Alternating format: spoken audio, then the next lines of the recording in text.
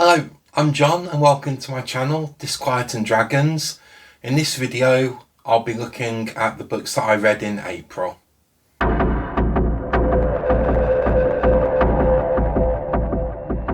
first book I read in April was The Howling by Gary Brandner. I won't go too much into detail because I talked about it in my werewolf versus movie video. The Howling follows a married couple, and unfortunately the wife is attacked at their home in the worst possible way that she could be. This prompts the couple to move to the woods, and while they're in bed one night, the husband is asleep and the wife suddenly hears howling in the woods. It's a classic werewolf novel. The film is also excellent. Really enjoyed the book. I picked it up on Kindle because the paperback seemed a bit difficult to get, but highly recommend reading The Howling if you like werewolf novels. The next book I read last month was The Martian by Andy Weir. This book is just excellent. Well worth reading if you're interested in science fiction at all. I thought it was a phenomenal book. It follows our main hero, the main character, Mark Watney, who's an astronaut and is part of a 6-person team exploring Mars. The book doesn't actually say what year it is, but I think it's meant to be like, well, obviously not far future, but near future. Unfortunately, a storm hits the habitat that the astronauts are living in at the time, so they have to evacuate. And during the evacuation process, a terrible accident happens, and 5 of the team think that Mark has died, so they carry on evacuating away from Mars. As it transpires, Mark Watney, he is alive, and the story follows him as he tries to survive and wait for a rescue mission to come and get him off Mars.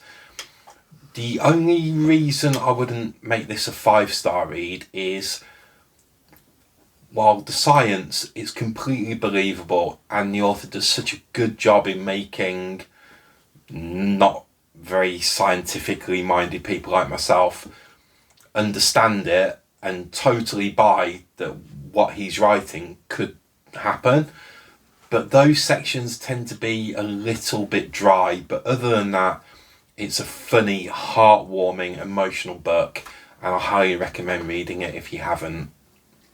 The next book I read was Carmilla by J. Sheridan Le Fanu. It's set in the forests in Austria, and the story follows our main character, Laura, and her father, who dotes on her.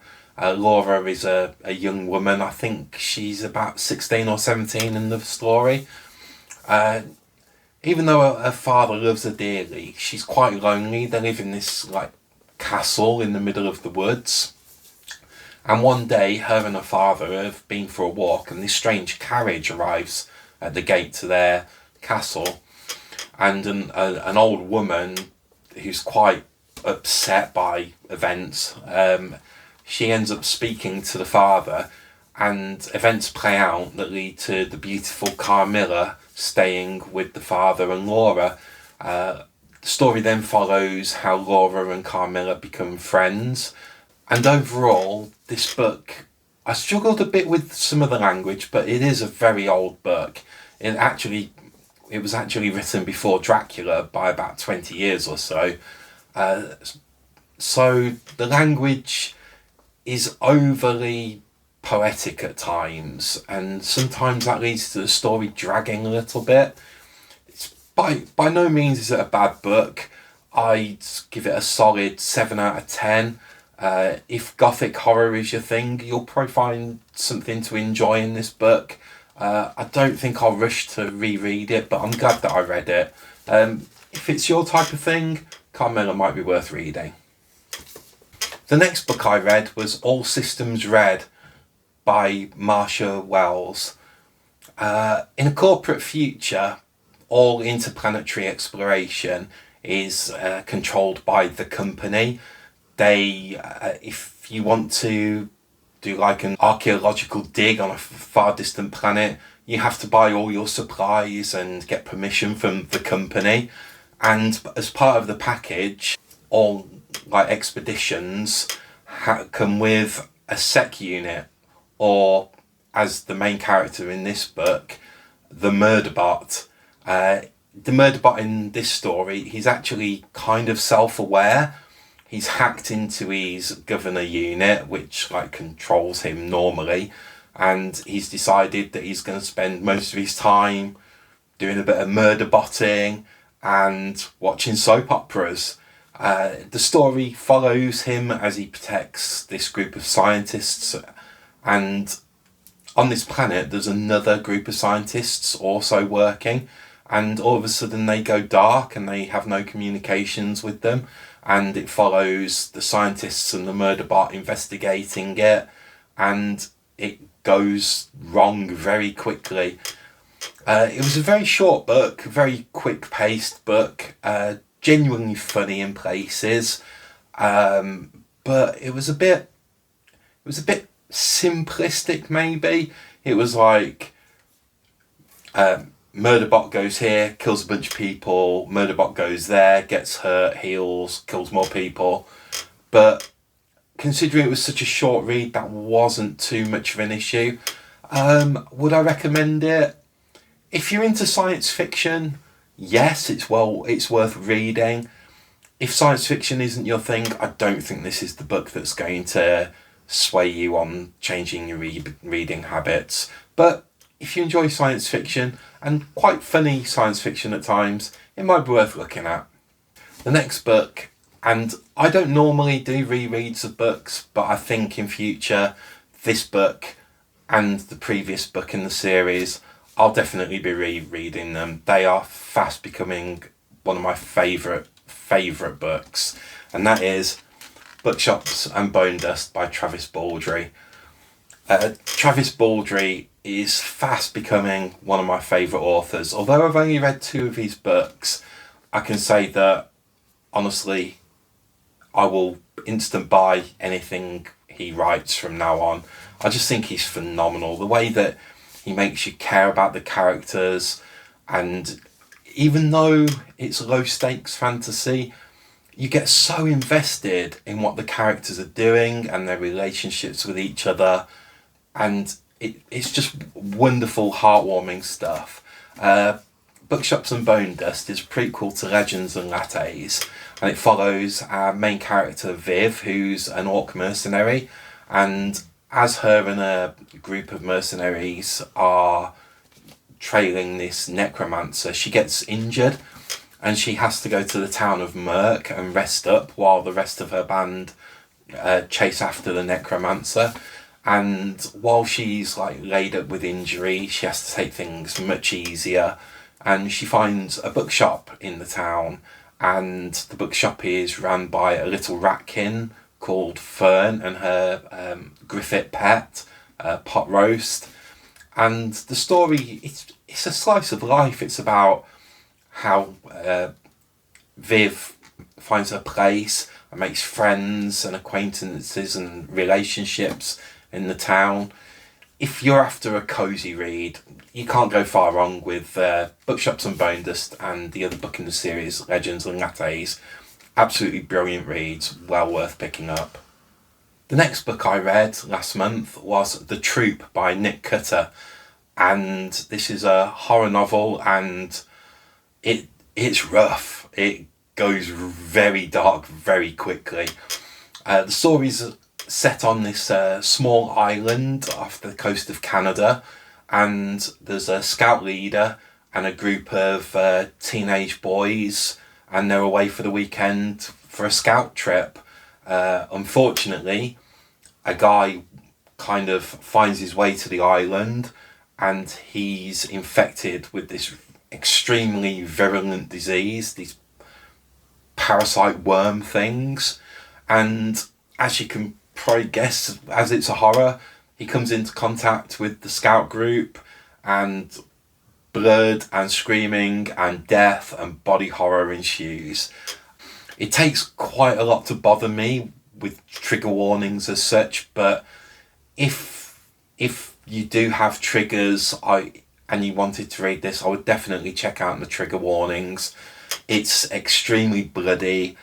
There's a couple of scenes where, even though gore doesn't really bother me in horror novels, it does make you stop and think, ooh, he really went there? Did he need to? It really does go over the top in places. But with that, apart from that, I mean, as I said, I don't really mind that. It was a fantastic book. It was very fast paced, maybe a little bit repetitive in places, but it's set on a small island. There's only so much description of the environment that can happen. Some really, really interesting characters.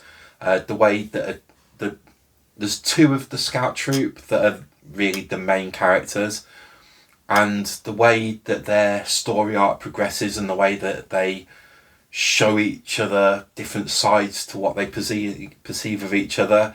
Very well done. If you don't mind quite disturbing novels, The Troop by Nick Cutter might be worth a read. And the final book I read last month is this absolute chunker, which is He-Man and the Masters of the Universe mini-comic collection. This thing is 1,200 pages of comic nostalgia goodness. It weighs an absolute ton, and out of curiosity, I went and weighed it. It actually weighs £5. Like, honestly, it weighs a ton. I'm gonna put it down because it's a bit hefty.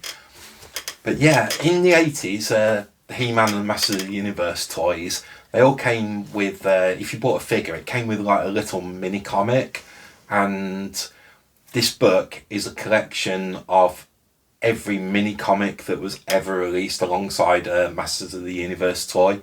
And it's also got the She-Ra Princess of Power comics included as well. As comics go, they're quite simplistic. They were aimed at children. It's basically Skeletor tries to do something, He-Man stops him, Skeletor runs away, and He-Man and his friends tell you the moral of the story.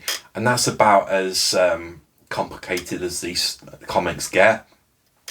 But for something just pure entertaining and for nostalgic reasons, it's a fantastic collection.